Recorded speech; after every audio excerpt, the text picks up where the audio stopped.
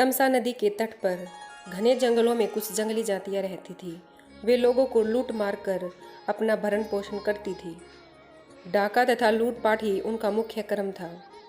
उनका सरदार क्रूरसेन बड़ा निर्दयी था। उसकी कोई संतान नहीं थी। इसके कारण उसकी पत्नी बड़ी दुखी रहती थी। एक दिन उसने अपने पति से कहा, तुम डाकुओं के सरदार हो, लूटपाट कर इतना धन लाते हो, पर हमारे बाद इसे कोई खाने वाला तो है नहीं। फिर इस पाप की कमाई का क्या होगा, सोचो। क्रूरसेन ने कहा, इसका दुख क्यों मनाती है? अभी तक राहगीरों को ठगा लूटता हूँ, उनका धन छीन लेता हूँ। किसी दिन कोई बालक लूट कर लाऊंगा और उससे तेरी गोद भर दूंगा। उसकी पत्नी थोड़ी दयावान थी, बोली कि हे भगवान, कैसी बात करते हो? सोचो उस माँ का क्या हाल होगा जिसका बच्चा तुम गोद से छीन कर उठा लाओगे। क्रूरसेन ने कहा, थोड़ी रो धो लेगी, फिर संतोष कर लेगी। जब उसे दूसरा बच्चा हो जाएगा तो पहले वाले को भूल जाएगी। तुझे अपना बच्चा कभी नहीं होगा, इसलिए तेरी खुशी के लिए मुझे ऐसा करना ही पड़ेगा। एक दिन सचमुच क्रूरसेन किसी ब्राह्मण के बच्चे को उठा लाया। उसकी पत्नी ने उसे माँ जैसा प्यार देकर पाला। उसका नाम रखा रत्नाकर। बच्चा धीरे धीरे बड़ा होने लगा। जिस तरह निर्दयी डाकुओं के बीच वह पल रहा था, वैसे ही संस्कार उसमें आने लगे। बड़ा होकर उसने भी अपनी जीविका इसी प्रकार लूटमार से शुरू कर दी। क्रूरसेन अब बूढ़ा हो चुका था।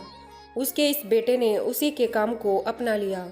माँ को थोड़ा बुरा लगता था कि यह न जाने किस भले घर का लड़का है। हम लोगों की क्रूर संगति से यह भी डाकू बन गया है, पर कह कुछ नहीं पाती थी। लड़का जब जवान हो गया तो उसकी शादी कर दी गई। उसके घर में एक बच्चा भी हो गया। उन घने जंगलों से जो भी यात्री आते जाते, वह उनका धन सामान लूट लेता। एक दिन उस रास्ते से 5-6 ऋषि किसी यज्ञ में भाग लेने जा रहे थे। साथ में नारद जी भी अपनी वीणा बजाते हुए ईश्वर का भजन करते हुए चले जा रहे थे। वे सभी साधु महात्मा थे। उनको किसी का क्या डर, न उनके पास कोई धन था, न किसी से बैर, इसलिए निर्भय थे। रत्नाकर ने एक साथ इतने साधुओं को आते देखा तो सोचने लगा कि आहा, आज तो खूब धन मिलेगा। ये साधु यजमानों से खूब धन पाए होंगे। अपने हथियारों से लैस होकर अचानक साधुओं के सामने आया और डांट कर बोला कि हे साधुओं, तुम्हारे पास जो भी अन्न धन वस्त्र हो सब रख दो और चुपचाप चले जाओ। अगर तनिक भी प्रतिरोध किया तो जान से हाथ धोना पड़ेगा, सबको मार डालूंगा। अचानक सामने आए डाकू की ऐसी बात सुनकर साधुओं की तो डर के मारे घिघी बंध गई। डरने से तो संकट से छुटकारा मिलता नहीं। यह सोचकर नारद जी ने साहस से कहा, भाई, हम लोग साधु सन्यासी हैं, हमारे पास धन कहाँ। हम लोग एक यज्ञ में जा रहे हैं। यज्ञ की समाप्ति पर ही कुछ दक्षिणा मिलेगी। अभी तो हमारे पास कुछ भी नहीं है। रत्नाकर कड़क कर बोला, मैं कुछ नहीं जानता, मुझे धन चाहिए, ऐसे न जाने दूंगा। हो सकता है तुमने अपने इस तंबूरे में छिपा रखा हो। चुपचाप सीधी तरह से दे दो, अन्यथा मैं तुम्हारा तंबूरा तोड़ता हूँ। यह कहकर उसने नारद जी की वीणा छीन ली। नारद ने सोचा कि बड़े संकट में आ गए हैं, अब क्या करेंगे। एक तो यह कर्म से डाकू और बुद्धि से मूर्ख, इसे तो दूसरी तरह से समझाना होगा।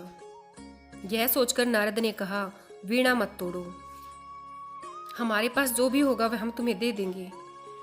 तुम जो यह लूटपाट करते हो, यह बुरा काम है, इसका पाप भी लगता है। अपने परिवार के जिन लोगों के लिए तुम यह काम करते हो, उनसे जाकर पूछो कि लूट का माल खाने पीने मौज करने में तुम सब मेरे भागीदार हो, पर इस बुरे काम का जो पाप फल है, क्या तुम सब मेरे उसमें भी भागीदार हो? मेरे मरने के बाद जब मेरे कर्मों का हिसाब किताब यमराज के यहाँ होगा, तुम सब उस कर्म फल में भी हिस्सा लोगे। रत्नाकर ने कहा, अरे ऐसी बात तो किसी ने नहीं कही। विद्वान साधु हो इसलिए ऐसी बात कर रहे हो, पर चतुर भी हो। मैं यह सब पूछने जाऊं और तुम सब यहाँ से मौका पाकर भाग जाओ। नारद जी ने हंसकर कहा, ऐसी बात नहीं। ऐसा करो, तुम हम सबको एक रस्सी से किसी पेड़ के साथ बांध दो। हम यहाँ बंधे रहेंगे, तुम निश्चित होकर जाकर पूछ कर आ जाओ। रत्ना की समझ में यह बात आ गई। उसने सब साधुओं को एक पेड़ के साथ रस्सी से बांध दिया और घर जाकर सब सदस्यों को बुलाकर कहा, मैं आज एक बात आप सबसे पूछना चाहता हूँ। लोगों को लूटपाट कर मैं आप सबका भरण पोषण कर रहा हूँ। एक तरह से देखा जाए तो निरीह लोगों को लूटना मारना बुरा काम है। बुरे कामों का फल भी बुरा होता है। लूटपाट से आए धन अन्न में जैसे आप सब भागीदार हो, क्या ऐसे ही भागीदार मेरे पाप का फल भोगने में भी होंगे।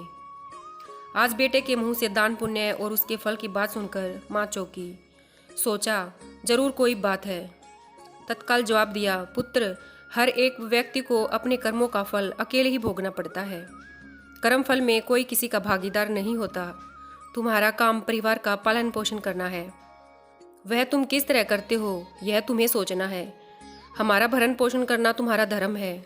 हम खा पी रहे हैं, बुरे काम से यह सब लाते हो तो इस पाप कर्म का फल भी तुम्हें ही अकेले भोगना पड़ेगा। माँ के साथ पत्नी और बेटे ने भी ऐसा ही जवाब दे दिया। सुनकर रत्नाकर की आंखें खुल गई। वह भागकर साधुओं के पास आया और माँ, पत्नी तथा बेटे के उत्तर को बता दिया। नारद जी ने कहा, देखा, पाप कर्म के फल में कोई साथी नहीं होता, इसलिए अपना जीवन नष्ट मत करो। यह सब छोड़कर अच्छे काम करो। रत्नाकर को बड़ी गलानी हुई। उसने साधुओं को छोड़ दिया और नारद के चरण पकड़कर कहा कि देव ऋषि, आपने मेरी आंखें खोल दी। मैं अब जीवन की राह बदल दूंगा। मुझे अब परिवार से कुछ लेना देना नहीं। आप मुझे अपने साथ ले चलो और रास्ता दिखाओ। आपकी संगति में मैं इस पाप कर्म से छुटकारा पा जाऊंगा। रत्नाकर नारद के पास रहा। नारद ने उसे शिक्षा तथा ज्ञान दिया और तपस्या की विधि बताई। रत्नाकर सब भूलकर ऐसा तप करने बैठा कि अपना तन मन सब भूल गया। जहाँ वह समाधि लगा, एक दिन नारद के साथ सरस्वती देवी आई। वर्षा से मिट्टी का वल्मीक घुल गया। रत्नाकर की समाधि भंग कर नारद ने कहा, रत्नाकर उठो, तुम्हारी साधना तपस्या सफल हुई। वीणावादिनी सरस्वती तुम्हें महाकाव्य लिखने की प्रतिभा प्रदान करने आई हैं। अब तुम्हारा नाम वाल्मीकि से प्रकट होने के कारण वाल्मीकि होगा। समझो तुम्हारा पुनर्जन्म हुआ है।